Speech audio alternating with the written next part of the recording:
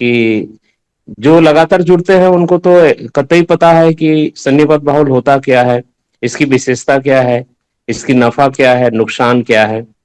और सबसे बड़ी चीज अगर आप देखेंगे, जैसे मैं अगर एक जगह का उदाहरण दे दूं जो लगातार जिसका अपग्रेड मतलब उसका ब्रीफ मिल रहा है हम लोगों को, उसकी जानकारी अभी पता चल रही है। लखनऊ की चिन्हट करके एक जगह है, वहां सन्निपात बाहुल जब से शुरू हुआ तो पहले दिन वहां 10 लोग आए। उसके बाद आज हमको जहां तक लगता है कि संख्या वहां 60-70 पहुंच रही है। तो ये जरूरी नहीं है कि वो सारे लोग जूम पोर्टल पे जुड़ते होंगे, लेकिन 70 में से हो सकता है 2 4 5 10 लोग जुड़ते हैं, बाकी लोग नहीं जुड़ते हैं, उससे कोई फर्क नहीं पड़ता है। सन्निपत बाहुल का जो हमारी सबसे बड़ी फायदा ये होता है कि वो अगर आप उसके आंकलन जूम पोर्टल के आंकड़ों को देख करके करेंगे तो समझ में नहीं आएगा। अगर वहां 70 लोग जुड़ रहे हैं तो 70 लोग संघ को जान रहे हैं, 70 लोग हमारी संस्कृति को जान रहे हैं, 70 लोग हमारी पुरानी पहचान को समझ रहे हैं, वो हमारे अपने इतिहास के बारे में जान पा रहे हैं। और वो 70 लोग ट्रेंड हो रहे हैं और संघ को एक संघी के रूप में ट्रेंड हो रहे हैं। उनको पता है संघ क्या है, संघ के विचार क्या है, संघ का उद्देश्य क्या है, संघ करना क्या चाहते हैं। हम लोग तो कुछ देर तक जूम पोर्टल पे बात करते हैं, लेकिन जहां 1 घंटा 2 घंटा बैठ करके face to face head to head जब बातें होगी, तो अगर मन में कोई प्रश्न है, कोई संदेह है, कोई शंका है, वो बड़े विस्तारित ढंग से उसको क्लियर कर दिया जाता है और वो लोगों को समझ में आती है। और वो 70 लोग कम से कम 700 लोगों को जाकर के बताएंगे कि भाई मैं तो आज चिन्हट गया। तो लोग पूछते होंगे, जैसे आप जाते होंगे किसी पर्टिकुलर दिन में जो सन्निपत बहुल हम लोग कर रहे हैं, तो आप 4 बार जाएंगे किसी एक स्थान पे लगातार, तो आपके अड़ोस पड़ोस के जो लोग होंगे, जो समन होंगे ना, तो आपसे पूछेंगे यार कहाँ जाते हो। संडे के दिन आपको देखता हूँ बिल्कुल किधर निकल जाते हो।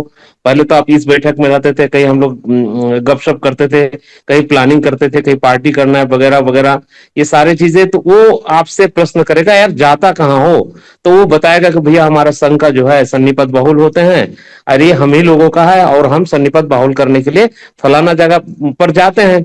और बोले यार क्या, तो उनके मन में जो है ये जगेगा प्रश्न कि यार ये सन्निपत बाहुल क्या है, क्योंकि वो सुना नहीं होगा निश्चित रूप से सन्निपत बाहुल के बारे में।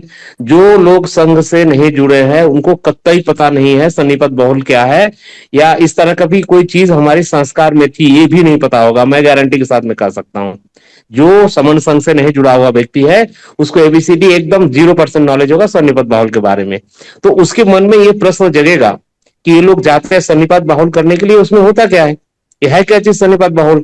तो वो व्यक्ति जो है उसकी मन में इच्छा जगेगी यार मैं भी तो जाऊं, जाकर के देखूं। तो उसको जब आमंत्रण दिया जाएगा कि आप आओ, आकर के देखो सन्निपात बाहुल होता क्या है, तब वो जब पहुंचेगा उस स्थान पर तो उसको ये लगेगा कि यार यहाँ तो सारे अपने लोग हैं। जो उसको ये पता चलेगा तो वहां उसके एक सेंटीमेंट काम करेगी, यहाँ कौन लोग आए हुए हैं। तब उसको पता चलेगा यहाँ तो सारे समन है, तो वो समन के बारे में जानना चाहेगा। तो उसको पता चलेगा कि सारे समन तो एससी एसटी ओबीसी के लोग हैं। तो उसको ये लगेगा कि यार सारे इतने अपनेपन से बैठे हुए हैं, ये सारे लोग अपने हैं। तो उसके अंदर जो भाव पैदा होगा ना, वो जोड़ने का काम करेगा, उससे वो जुड़ने का काम करेगा। तो इतने सारे फायदे हैं सन्निपत बाहुल के, अगर बताया जाए तो बड़े ज्यादा समय लग सकता है। मैं बस इतना ही कहना चाहूंगा, बात को लंबा नहीं करूंगा। आने वाले और पीछे हमारे साथी हैंड राइज किए होंगे, वो अपनी बातों को रखेंगे। तो इसकी बहुत बड़ी फायदा है। और मैं ये निवेदन करना चाहूंगा संघियों से कि भैया जहां बोलना है वहां बोलो, और जहां चुप रहना है वहां चुप रहो। और नहीं बोलेंगे, हमारी ये ना बोलने की आदत ही हमें जो है आज गुलाम बना रखा है। हमें हमारे ऊपर प्रताड़ना होता गया, हमने प्रतिवाद नहीं किया। प्रतिवाद ना करना वही होता है कि नहीं बोलना। अगर मैं आपको सता रहा हूं, आप मेरे खिलाफ कुछ नहीं बोलेंगे, तो उसी को भी चुप रहना ही कहते हैं। तो हमें अब चुप नहीं रहना है। संघ आ गया है, आपके साथ पूरा संघ है, तो आप अपनी जुबा को खोल लिए, अपनी बात को, अपने मन की बात को एकदम निडर होकर के, निष्पक्ष होकर के, खुले मन से संघ के पोर्टल पे रख सकते हैं। ये 8 बजे की जो मीटिंग होती है ना, 8 से 10:30 बजे की, ये इसीलिए होता है कि अपने सारे मन के, आप सारे प्रश्नों को, अपने सारे संशयों को यहाँ पे एकदम खुलेआम चर्चा होती है। और इस चर्चे पे आप बात रख करके आप सारे प्रश्नों का उत्तर ले लीजिए। तमाम हमारे वरिष्ठ जो समन संघी है, जो लोग लगातार जुड़े हुए हैं, इसके शुरुआत के दिनों से जुड़े हुए हैं, जिसको संघ के एक एक चीज के बारे में पता है। मैं एस डी सर का साइंस जर्नी मैं सुनता रहता हूँ उसमें, और अब वो बातें लगातार आ रही है कि बुद्ध काल में केवल 2 ही चीजें थी, समन थे और वमन थे।